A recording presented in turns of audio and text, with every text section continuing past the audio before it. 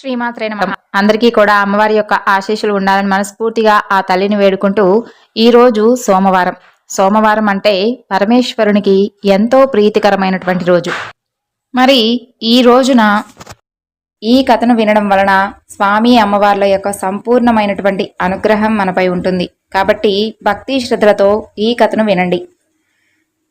ఒక రోజున నారదుడు తన తండ్రి అయినటువంటి బ్రహ్మదేవుణ్ణి సమీపించి, శంకరుడు కైలాసానికి ఎప్పుడు వెళ్ళాడు, అలాగే కుబేరునితో స్నేహం ఎలా కలిగింది, పరిపూర్ణమైనటువంటి ఆ పరమేశ్వరుని యొక్క లీలా విశేషాలు ఎలాంటివి అని చెప్పవలసిందిగా కోరగా, అందుకు బ్రహ్మదేవుడు ఈ విధంగా చెప్పడం మొదలెట్టారు. కాంపిల్య నగరంలో సోమయాజి కులోద్భవుడైనటువంటి యజ్ఞదత్తుడు అనేటటువంటి దీక్షుడు ఒక ఆయన ఉండేవాడు. ఆయన స్వయంగా యజ్ఞదీక్షను స్వీకరించినటువంటి సోమయాజి. అంతేకాదు, శ్రౌత కలాప యందు వేదచోదితమైనటువంటి యజ్ఞములను చేయించుట యందు బహు ప్రజ్ఞావంతుడు, వేదాంగ పారంగతుడు, రాజమాన్యుడు, వదాన్యుడు, కీర్తిభాజనుడు, నిత్యాగ్నిహోత్రి సుందరుడు. ఆ యొక్క యజ్ఞదత్తునికి గుణనిధి అనేటటువంటి కుమారుడు ఉండేవాడు. తండ్రి అతనికి 8వ ఏటనే ఉపనయనం చేశాడు. రాజకార్య నిమగ్నుడై తండ్రి కుమారుణ్ణి విద్యావ్యాసంగాన్ని పట్టించుకోలేదు. ఫలితంగా దుష్ట సాంగత్యం వలన గుణానిధి ద్యూత క్రీడా పరాయణుడయ్యాడు. తల్లితో మాయమాటలు చెప్పి ఆమె నుండి సంగ్రహించినటువంటి ధనంతో జూదాలు ఆడుతూ ఉండేవాడు. ఆ వ్యామోహంలో దుర్జన సాంగత్యం చేసి స్నాన సంధ్యాదుష్టానాలను కూడా విసర్జించాడు. అంత మాత్రమే కాదు, నీచ సాంగత్యం వలన కలిగినటువంటి తుచ్చ సంస్కారంతో వేదశాస్త్ర దేవ బ్రాహ్మణ నిందకుడయ్యాడు. స్మృతివిహిత ధర్మాలను విడిచి నిరంతరం గీతవాద్యాగోష్ఠులతో కాలం వెల్లబుచ్చుతూ వేశ్యాలోలుడయ్యాడు. నటులు, పాషాండులు, బండులు వీరే అతని యొక్క కూర్మినేచ్చలుడు. తండ్రి యొక్క రాజకార్యాలలోనూ గృహకృత్యములలోనూ నిమగ్నుడై ఉండి ఎప్పుడైనా కాని తీరిక సమయాల్లో భార్యతో, ఓసి ఇంటిదానా, నీ కొడుకెక్కడా, ఇంట్లో కనిపించడం లేదు అని ప్రశ్నించినటువంటి ప్రతిసారి ఇప్పటి వరకు పాఠం చదువుకొని ఇప్పుడే స్నేహితులు వస్తే వారితో కలిసి బయటకు వెళ్ళాడు అని సమాధానం చెప్పి పుత్రప్రేమతో గుణనిధి యొక్క తప్పుడు ప్రవర్తనను కప్పిపెట్టేది తన తల్లి. ఇంట్లో మాత్రం తండ్రి లేనప్పుడు కుమారుణ్ణి లాలించి హితోక్తులు చెప్పేది. గుణనిధికి 16 సంవత్సరాల ప్రాయం వచ్చేసరికి తండ్రి స్నాతక సంస్కారాదులను జరిపి గృహ్యా సూత్రోక విధానంగా వివాహం జరిపించాడు. వివాహం తరువాత కూడా గుణనిధి యొక్క ప్రవర్తనలో ఎలాంటి మార్పు రాలేదు. అలా ఒక రోజున తల్లి గుణనిధిని కూర్చుండబెట్టి స్నేహార్థ హృదయంతో మృదువైనటువంటి వాక్కులతో నయంగాను భయంగాను ఇలా హితువు చెప్పింది. కుమారా, నీ తండ్రి కోపిష్టి. ఈ చేష్టలు ఇక కట్టిపెట్టు. నీ విషయం ఆయనకు తెలిస్తే నిన్ను నన్ను కూడా దండిస్తాడు. ఏదో ఇప్పటి వరకు ఆయనకు తెలియకుండా కప్పిపెడుతూ వస్తూ ఉన్నాను. వష్టా, నీ తండ్రి ధనంచే కాకుండా కేవలం సదాచారం వల్లనే లోకపూజ్యుడయ్యాడు. బ్రాహ్మణునికి సద్విద్య, సాధు సంగమం ఈ రెండిటినీ మించినటువంటి ధనం లేదు. విప్రునికి ఆస్తే విద్య. నీకు వీటి యందు ప్రీతి పుట్టకపోవడానికి కారణం ఏమిటి? నీ యొక్క పూర్వీకులు, తాత ముత్తాతలు మంచి శ్రోత్రియులు, దీక్షితులు, సోమయాజులును కూడాను. లోకంలో మన కుటుంబానికి ఉన్నటువంటి పేరు ప్రతిష్టలను పాడు చేయవద్దు. దుష్ట సాంగత్యాన్ని వదిలిపెట్టు. సాధు సంగతిని అలవర్చుకో. సద్విద్యల యందు మనసు పెట్టు. బ్రాహ్మణాచారాలను పాటించి తండ్రికి తగినటువంటి కొడుకు అని అనిపించుకో. నీకు 19 సంవత్సరాలు. నీ భార్యను చూడు, 16 సంవత్సరాల యువతి, ఉత్తమరాలు. నీ మామగారు, మేనమామలు సర్వత్రా గుణశీలవంతులు. నీ యొక్క తండ్రి గారి శిక్షులను చూడు, వారెంత వినయ సంపన్నులో. నీ విషయం రాజుగారికి తెలిస్తే మీ నాన్నగారి దీక్షతత్వాన్ని కూడా తీసేస్తారు. కాబట్టి ఇక నుంచి నీ యొక్క దుష్ట సాంగత్యాన్ని కట్టిపెట్టు. అప్పుడు మనకు పూట గడవడం కూడా కష్టమైపోతుంది. ఈ విధంగా తల్లి ఎంత బోధించినా కూడా గుణనిధి తన యొక్క ప్రవర్తనను మాత్రం మార్చుకోలేదు. ఇంట్లో ఉన్నటువంటి వస్తువులన్నిటినీ కూడా క్రమంగా జూదగాళ్లకు అర్పించాడు. అలా ఒక రోజున తండ్రి అయినటువంటి దీక్షితుడు వీధిలో ఒక జూదగాని వ్రేలికి ఉన్నటువంటి తన యొక్క వజ్రపుటంగరాన్ని చూసి వాడిని గుచ్చి అడిగేసరికి అతను ఈ విధంగా బదులిచ్చాడు. ఓ దీక్షిత స్వామి, దీనిని నేనేమీ చౌర్యం చేయలేదు. నీ కొడుకే దీనిని జూదంలో పోగొట్టుకున్నాడు. ఇదొక్కటే కాదు, ఇంకా చీరలు సొమ్ములు చాలానే ఉన్నాయి. ఆ వరుసలో ఈ నగరంలో అతనితో సమానమైనటువంటి జూదగాడే లేడు, నీతో సమానమైనటువంటి శ్రోత్రియుడు లేడు. అసలు విషయం నీకిప్పటి వరకు తెలియలేదంటే నాకు ఆశ్చర్యంగా ఉంది. మొదటిసారిగా తన కుమారుని యొక్క దుష్ప్రవర్తన గురించి ఒక జూదరి నోట విన్నటువంటి దీక్షితుడు సిగ్గుతో తలను భుజాలను కూడా వంచుకొని ఉత్తరీయంతో శిరస్సును కప్పుకొని వడివడిగా అడుగులు వేసుకుంటూ ఇంటికి చేరుకొని భార్యను పిలిచి ఈ విధంగా అన్నాడు. ఓసి సోమిదేవమ్మ, ఇలారా. గుణనిధి అయినటువంటి నీ కొడుకు ఎక్కడా? సరే, ఆ భ్రష్టునితో నాకేం పనిలే. రాజుగారు నాకు బహుమతిగా ఇచ్చినటువంటి రత్నాంగుళియాకాన్ని తైలాభ్యంగన వేళ చిరునవ్వులు చిలికిస్తూ గిలికింతలు పెట్టి మరీ, ఏది ఇలా ఇవ్వండి, నేను జాగ్రత్తగా భద్రపరుస్తాను అని తీసుకున్నావు గుర్తుందా? ఏది ఆ ఉంగరం? ఇప్పుడెక్కడుంది? వెంటనే వెళ్ళి తీసుకొనిరా. ఆ మాటలను విన్నటువంటి సోమిదేవమ్మ భయపడిపోయి పైకి గాంభీర్యాన్ని నటిస్తూ ఇలా అంది. నెత్తి మీద సూర్యుడు నిప్పులు కక్కుతూ ఉన్నాడు. మధ్యాహ్నం 12 గంటలైంది. స్నానానికి ఏర్పాట్లు చేశాను. ముందు వెళ్ళి స్నానం చేసి అనుష్ఠానం తీర్చుకొని భోజనం చేయండి. ఆ ఉంగరాన్ని ఎక్కడో భద్రంగా దాచాను, వెతుకుతాను. ఇప్పుడు దానికేం తొందర ఉంటుంది చెప్పండి? ముందు వెళ్ళి మీరు స్నానం చేసిరండి. కొడుకు చెడు నడతను ఇంకా కప్పిపెడుతూ ఉన్నటువంటి ఆ తల్లి అవివేకపు పలుకులకు ఆగ్రహోద్రక్తుడైనటువంటి దీక్షితుడు శిఖను జోడించి పంచ పైకి గట్టి ఉత్తరీయాన్ని దులిపి మొలకు చుట్టి యజ్ఞోపవీతాన్ని సవరించి దక్షిణ బాహువును పైకెత్తి అంగుళీ స్ఫోటనం చేసి సోమదేవమ్మ వైపు తిరిగి తర్జనితో నిర్దేశించి కండ్ల మెరుపులు కురియా పండ్లు పటపటా కొరుకుతూ భార్యతో ఇలా అన్నాడు. ఓ సోమిదేవమ్మ, చాలు, నీ మాయ మాటలిక కట్టిపెట్టు. వాడి గురించి నేనడిగినటువంటి ప్రతిసారి కూడా నువ్వు అసత్యాన్నే పలుకుతూ వచ్చావు. హంసల బారు అంచు, మామిడి చిగురు రంగు పైటంచు, జలతారు పట్టుచీర ఏది? రాళ్లు పొదిగినటువంటి బంగారు గిన్నెక్కడా? 3 పేటల పట్టుతో నేసినటువంటి నా పట్టుపంచ ఏది? ఏ జోదరి కట్టుకుంటున్నాడో కదా? దక్షిణ దేశం నుండి తెచ్చినటువంటి ఇత్తడి పాత్ర, గౌడ దేశం నుండి తెచ్చినటువంటి రాగి పాత్ర ఎక్కడున్నాయి? జీవకళలు ఉట్టిపడేటటువంటి దంతపు బొమ్మ ఏ వేశ్యా మందిరంలో ఉంది? సరే, అవన్నీ పక్కన పెట్టు. వివాహ సమయంలో నీ వేలికి అలంకరించినటువంటి రత్నాంగుళీయకం తెచ్చి చూపించు. కులస్త్రీవైనటువంటి నీపై కోపించడం తగదు. వెళ్ళి నీళ్లు తీసుకొనిరా. వాడికి నువ్వులు నీళ్లు ఇప్పుడే వదిలేస్తున్నాను. ఇక వాడు నా కొడుకు కాదు, నువ్వు నా సహధర్మచారినివి కూడా కాదు. పునర్వివాహం చేసుకున్నాకనే నా భోజనం. ఈ విధంగా పలికి స్నాన సంధ్యాదుష్ఠానాలను నెరవేర్చి ఆ రోజునే మరొక స్తోత్రియుని కుమార్తెను వివాహమాడి వైదిక ధర్మానుష్ఠాన తత్పరుడయ్యాడు యజ్ఞదత్తుడు. ఇక తీవ్రమైనటువంటి ఆగ్రహంతో అలా శపథం చేసినటువంటి తండ్రిని చూసి భయపడిపోయినటువంటి దీక్షిత పుత్రుడు ఇల్లు విడిచి ఉత్తర దిక్కుగా బయలుదేరాడు. ఉత్తరీయంతో శిరస్సు కప్పుకొని నడక సాగిస్తూ తనలో తాను ఇలా మదన పడుతూ ఉన్నాడు. ఆహా, ఏమాశ్చర్యం! దీక్షిత వంశంలో పుట్టినటువంటి నాకు ఇలాంటి వ్యసనాలు ఎలా అంటుకున్నాయి? నా వద్ద ధనం లేదు, పోనీ విద్యాగంధం ఉందా అంటే అది ముందే లేదు.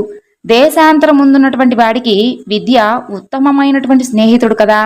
ధనహీనునికి సుఖాలు ఆమడ దూరంలో ఉంటాయి. గమ్యం లేనటువంటి ఈ నడక ఎంతవరకు పోగలను? ఇలా మనసులో కుములుతూ కొన్ని రోజులు నడక సాగించాడు. అలా ఒక రోజున తన యొక్క దుస్థితికి చింతిస్తూ నడక సాగిస్తూ ఉండగా ఇంతలో సూర్యాస్తమయం కావచ్చింది. దూరంగా శివాలయ గోపురం కనిపించింది. వడివడిగా నడిచి ఆ ఆలయం వద్దకు చేరుకొని చెరువుగట్టు మీద ఉన్నటువంటి చెట్టు కింద కూలబడ్డాడు. తెలియకుండానే కునుకు పట్టింది. తెల్లవారింది. ఆ రోజు శివరాత్రి. హరహర మహాదేవ శంభో శంకర అంటూ గంభీరమైనటువంటి స్వరంతో శివనామ స్మరణ చేస్తున్నటువంటి భక్తుల కోలాహలంతో ఆ ఆలయ ప్రాంగణం ప్రతిధ్వనిస్తూ ఉంది. ఇక పొద్దు కరకరలాడింది. గుణనిధి యొక్క కడుపులో ఆకలి కొరకరలాడింది. అప్పుడు ఇలా అనుకున్నాడు. ఇంట్లో ఉన్నప్పుడు అమ్మ కడుపు తడిమి మరీ పొద్దుటే వడపిండిలతో పెరుగన్నం పెట్టేది. ఆ తరువాత ఇప్పుడెవరు పెడతారు మరి?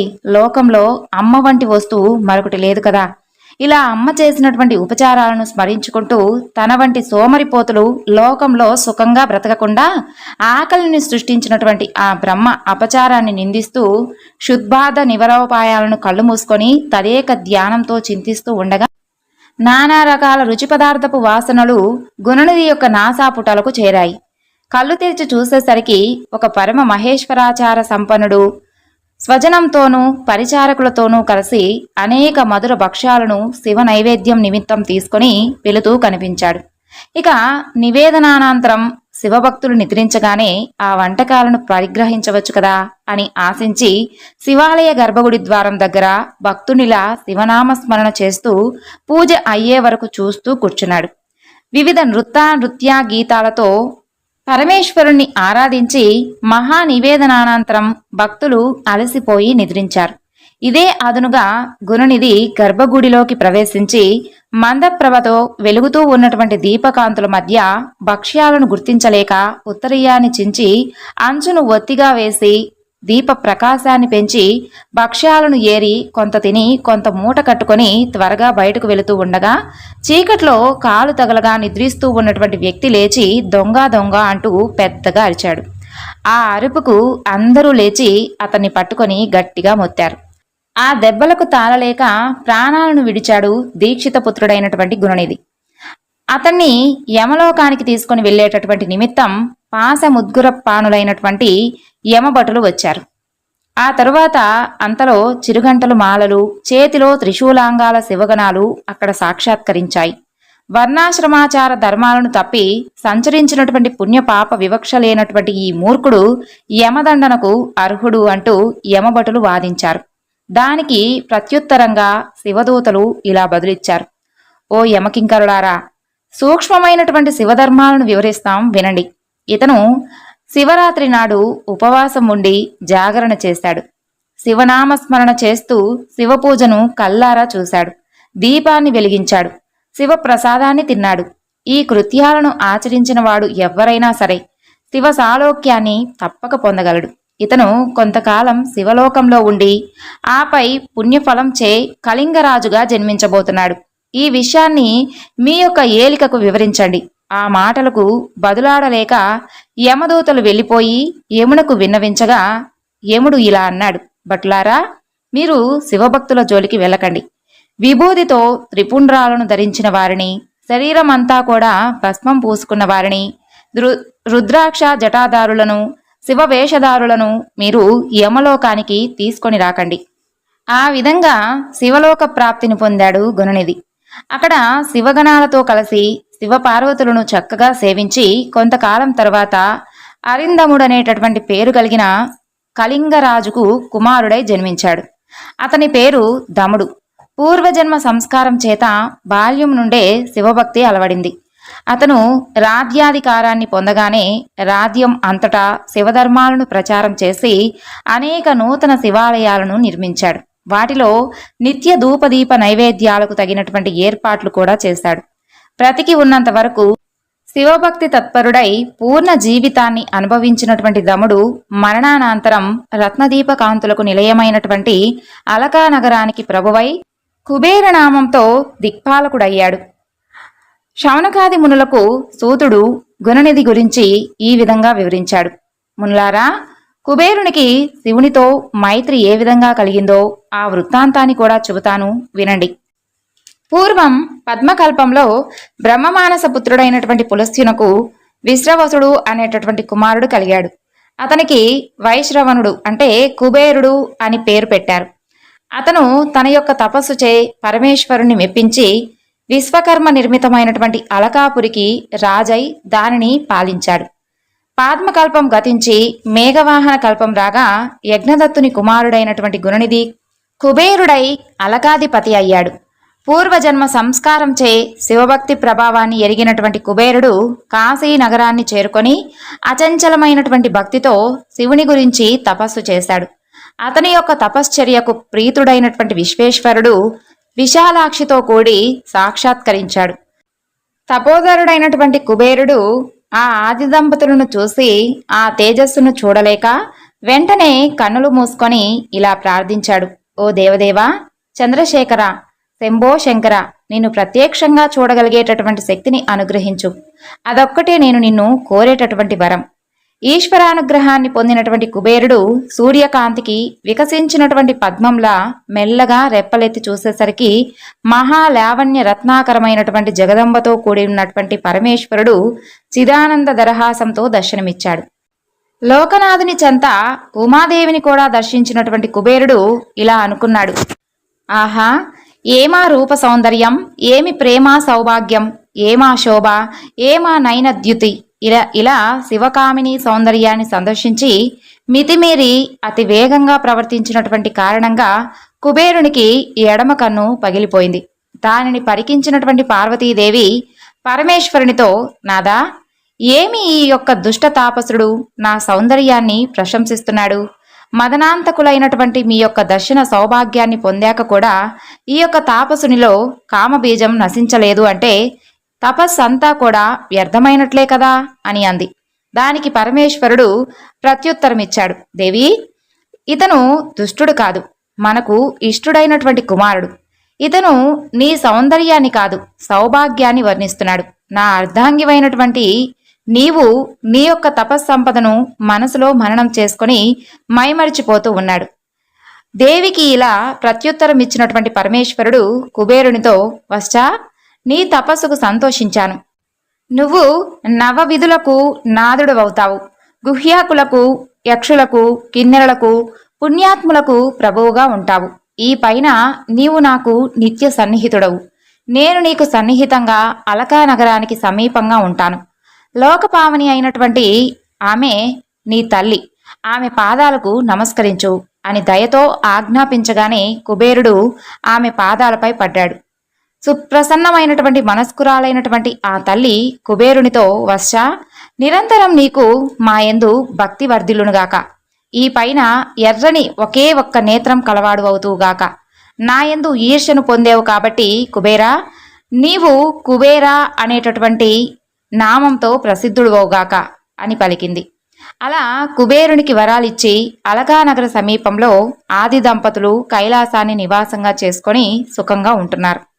బ్రహ్మ తన కుమారుడైనటువంటి నారదునికి చెప్పినటువంటి విషయాన్ని సూత మహర్షి మునులందరికీ కూడా వివరించాడు. పరమ తపోధనులారా, పరమేశ్వరుడు తన యొక్క పూర్ణాంశ అయినటువంటి రుద్రావతారంలో అనేక కోట్ల రుద్రగణాలతో కూడి కుబేరుని యొక్క అలకానగర సమీపాన కైలాసంలో కొలువు తీరినటువంటి వృత్తాంతాన్ని చెప్తున్నాను వినండి. ఉమాసహితుడై పరమేశ్వరుడు తన యొక్క నిజస్థానానికి వెళ్ళి కుబేరునికి ఇచ్చినటువంటి ప్రతిజ్ఞాపాలన గురించి ఇలా ఆలోచించాడు. నా హృదయం నుండి పుట్టినటువంటి రుద్రుడు నిర్గుణ పరబ్రహ్మ, హరిబ్రహ్మాది సేవితుడు, నిరంజనుడు, మదభిన్నుడు, నా యొక్క పూర్ణాంశ కలవాడు. నేను ఆ రూపంతో నా యొక్క అనుచర గణాలతో కైలాసంలో విహరిస్తాను. అది నా యొక్క తపోభూమి అని సంకల్పించగానే రుద్రుడు ఉత్సాహంతో ముందుకు వచ్చి ఉత్సాహకారకము, సకల దేవతాహ్వాన స్ఫోరకము, గంభీర ధ్వనిపూరకము అయినటువంటి డక్కను నినదించాడు. ఆ యొక్క నాదాన్ని విన్నటువంటి బ్రహ్మ విష్ణువులు, మునులు, ఆగమాలు, వేదాలు, సిద్ధులు, దేవతలు, రాక్షసులు, ప్రమదులు, సర్వులు అక్కడకు చేరుకున్నారు. ముల్లారా, అక్కడకు చేరిన వారి యొక్క సంఖ్యను చెబుతున్నాను వినండి. ముందుగా గణపతులు, వీరందరూ కూడా మహాత్ములు, సర్వలోక నమస్కృతులు. శంఖకర్ణుడు అన్నటువంటి గణనాథుడు కోటి గణాలతోనూ, కేకరాక్షుడు 10, వికృతుడు 8, విశాఖుడు 64, పారియాత్రకుడు 9, సర్వాంతకుడు 6, శ్రీమాన్ దుందుబుడు 8, గణశ్రేష్ఠుడైనటువంటి జాలంకుడు 12, సమదుడు 7, వికృతానుడు 7, కపాలి 5, సంధారకుడు 6, కండకుడు 1,000,000, కుండకుడు 1,000,000, విష్టంబుడు 8, చంద్రతాపసుడు 8, మహాకేశుడు 1000, కుండివాహుడు, పర్వతకుడు, కాలుడు, కాలకుడు, వీరందరూ కూడా ఒక్కొక్కరు 12, మహాకాలుడు, అగ్నికుడు, సన్నాహుడు, కుముదుడు ఒక్కొక్కరు 100, అభిముఖుడు, ఆదిత్యమూర్ధుడు, ధనవాహనుడు ఒక్కొక్కటిగా, ఆమోగుడు, కోకీలుడు, సుమరంతకుడు ఒక్కొక్కటిగా, కాకపాదుడు, సంతానకుడు ఒక్కొక్కరుగా 60 మంది, మహాబలుడు, మదపింగుడు, పింగళుడు ఒక్కొక్కరు 9 కోట్ల గణాలతో వచ్చి చేరారు. నీలుడు 90 మందిగా, పూర్ణభద్రుడు కూడా 90 మందిగా, చతుర్భక్తుడు 7 మందిగా, కాష్టగూఢుడు, శుకేశుడు, వృషభుడు, చైత్రుడు, నకలీశుడు, లోకాంతకుడు, దీపాత్మ, దైత్యంకురుడు, భృంగిదేవుడు, రిటి, అశని, బానుకుడు, ఇలా 100 కోట్ల మంది గణాలు అక్కడ చేరుకున్నారు. కుబేరుడు పరమేశ్వరుణ్ణి గణనాదాలను తక్కిన వారిని ఆదరంతో పూజించాడు. శంభుడు కుబేరుణ్ణి ఆలింగనం చేసుకుని ప్రీతమానసుడై మూర్ధగ్రానం చేసి అలకానగర సమీపంలో ఉండి విశ్వకర్మను పిలిచి అనుచర గణాలందరికీ కూడా తగినటువంటి నివాసాలను కైలాస పర్వత ప్రాంతాలయందు నిర్మించమని ఆజ్ఞాపించాడు. శివుని యొక్క ఆజ్ఞను శీఘ్రమే నిర్వర్తించాడు విశ్వకర్మ. ఒక సుముహూర్తంలో లోకసనాథుడైనటువంటి విశ్వనాథుడు కైలాసంలో ప్రవేశించి సువర్ణ సింహాసనంపై ఆసీనుడయ్యాడు. ఆ తర్వాత తక్కిన దేవతాగణం విశ్వనాథుని స్తుతించి అభిషేకించారు. ఆయన వారందరినీ ప్రీతితో ప్రాప్త కామములగుదురుగాక అని దీవించి నిజస్థానాలకు తరలిపోమని అనుమతిని ఇచ్చి యోగనిష్ఠుడై ధ్యాన తత్పరుడై ఆత్మరతుడై ఒంటరిగానే కైలాస పర్వతం మీద ఉండి అనేక లీలలను ప్రకటించాడు. ఆ తరువాత దక్షపుత్రి అయినటువంటి సతీదేవిని వివాహమాడి లోకాచారపరాయణుడై క్రీడించాడు అని సూత మహర్షి శౌనకాది మునులందరికీ కూడా వివరించాడు. ఇంతటితో ఈ వివరణను ముగిస్తున్నాను. సర్వం శ్రీ లలితార్పణమస్తు. స్వస్తి.